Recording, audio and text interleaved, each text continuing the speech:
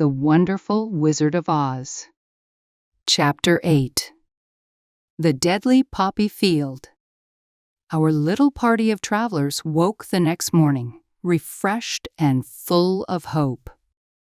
Dorothy breakfasted like a princess on peaches and plums picked from the trees beside the river. Behind them lay the dark forest they had come through safely, despite many discouragements. Before them spread a lovely, sunny country that seemed to beckon them onward to the Emerald City.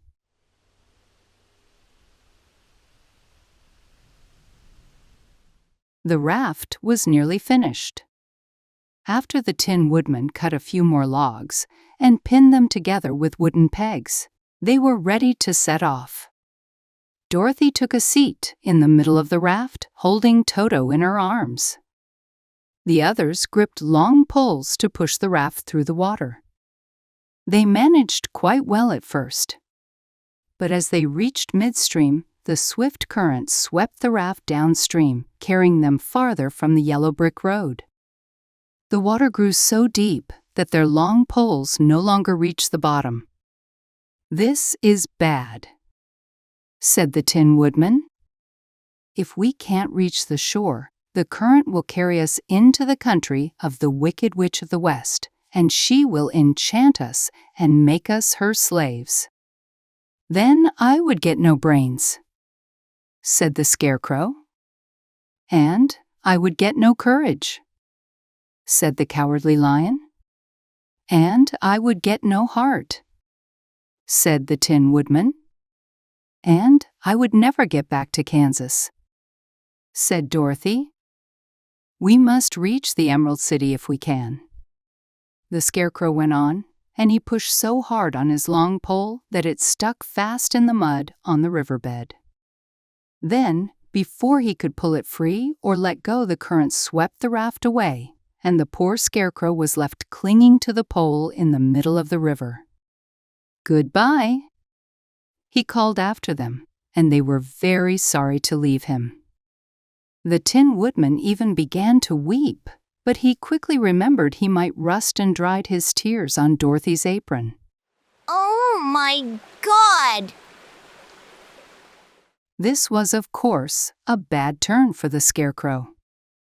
"I'm worse off than when I first met Dorothy," he thought. "Back then, I was stuck on a pole in a cornfield, where I could at least pretend to scare the crows.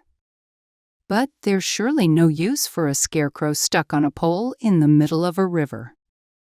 I'm afraid I shall never have any brains after all." The raft drifted downstream, leaving the poor Scarecrow far behind. Then the Lion said, "Something must be done to save us." He said, "I think I can swim to the shore and tow the raft, if you'll just hold fast to the tip of my tail." He sprang into the water, and the Tin Woodman grabbed his tail and held fast. Then the Lion swam with all his might toward the shore. It was hard work, despite his size. In time, they were pulled out of the current, and then Dorothy took the Tin Woodman's long pole and helped push the raft to shore. "We must get back to the road somehow," said Dorothy. "The best plan is to follow the riverbank until we meet the road again."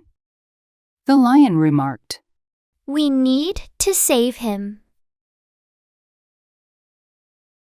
After they'd rested, Dorothy picked up her basket, and they set off along the grassy bank toward the road from which the river had carried them. They hurried along as fast as they could.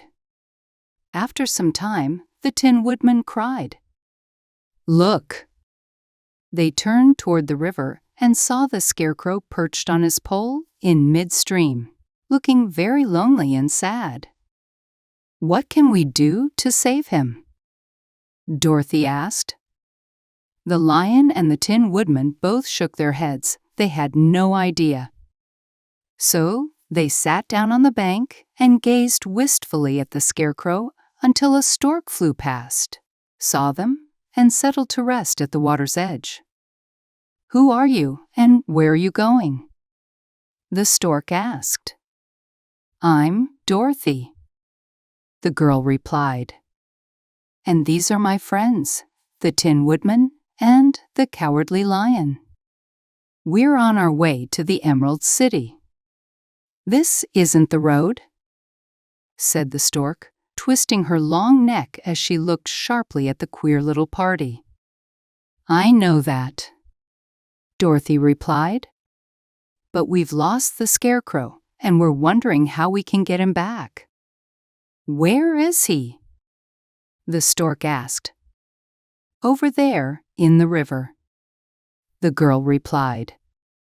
If he weren't so big and heavy, I'd fetch him for you, remarked the stork. He isn't heavy at all, Dorothy replied eagerly. He's stuffed with straw. If you bring him back to us, we'll be ever so grateful. Very well, I'll try, said the stork. But if I find he's too heavy to carry, I'll have to drop him in the river again.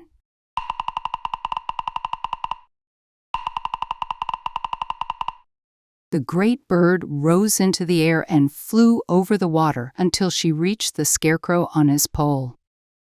Then the stork seized him by the arm with her strong claws.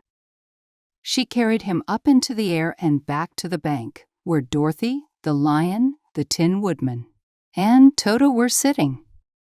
When the Scarecrow found himself among his friends again, he was so happy that he hugged them all, including the lion and Toto. His relief was plain as he pulled each of them into a hug. That's all right, said the stork, gliding along beside them. I always like to help those in trouble. But I must go now. My babies are waiting in the nest. I hope you reach the Emerald City, and that Oz will help you. Thank you, Dorothy replied, and the kindly stork lifted into the air and was soon out of sight.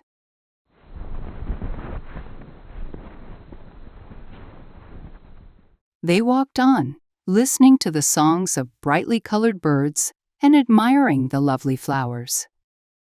There were large yellow, white, blue, and purple blossoms, along with great clusters of scarlet poppies. The poppies were so vivid that their color nearly dazzled Dorothy's eyes. Aren't they beautiful? The girl asked, breathing in the spicy scent of the bright flowers. I suppose so, the Scarecrow replied. When I have brains, I'll probably like them better. If I only had a heart, I'd love them, the Tin Woodman added. I've always liked flowers, said the lion. They seem so helpless and fragile. But none in the forest are as bright as these.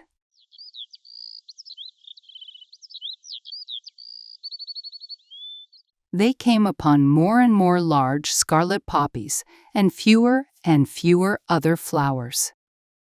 It is well known that when many of these flowers grow together, their scent is so strong that anyone who breathes it falls asleep.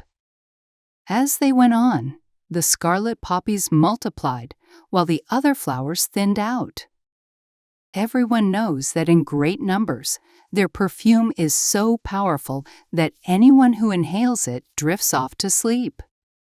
But Dorothy didn't know this. She couldn't get away from the bright red flowers surrounding her. Before long, her eyes grew heavy. She felt she had to sit down, to rest, and to sleep.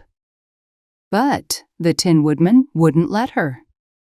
We have to hurry and reach the yellow brick road before dark, he said, and the Scarecrow agreed. So they walked on until Dorothy couldn't stand it any longer. Her eyes shut in spite of herself. She lost track of where she was and fell among the poppies, sound asleep.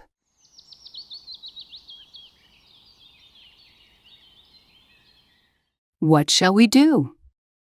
The Tin Woodman asked. If we leave her here, she'll die, said the lion. The flower's scent is killing us all.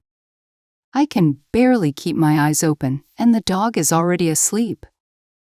It was true. Toto had collapsed beside his little mistress. But the Scarecrow and the Tin Woodman, not being made of flesh, were unaffected by the flower's scent. "Run and run fast," the Scarecrow told the Lion. "Get out of this deadly flower bed as soon as possible. We'll bring the girl, but if you fall asleep, you're too big for us to carry." The Lion roused himself and bounded ahead as fast as he could go. In moments, he was out of sight. Run fast! "Let's make a chair with our hands and carry her," said the Scarecrow.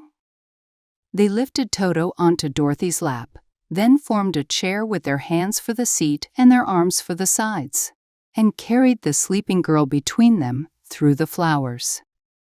They kept walking, and the deadly carpet of poppies around them seemed endless. Following the curve of the river, they at last came upon the Lion, lying fast asleep among the poppies. The flowers had proved too strong for the great beast. He had given up and fallen only a short distance from the edge of the poppy bed, where sweet green grass spread out before them. "There's nothing we can do for him," the Tin Woodman said sadly. "He's far too heavy to lift. We must leave him here to sleep on, and perhaps he'll dream he's found courage at last." "I'm sorry," said the Scarecrow. For one so cowardly, he was a fine companion. "But let's move on." You've been such a good friend. They carried the sleeping girl to a pretty spot by the river, far enough from the poppy field to keep her from breathing any more of the flower's poison. There they laid her gently on the soft grass and waited for the fresh breeze to wake her.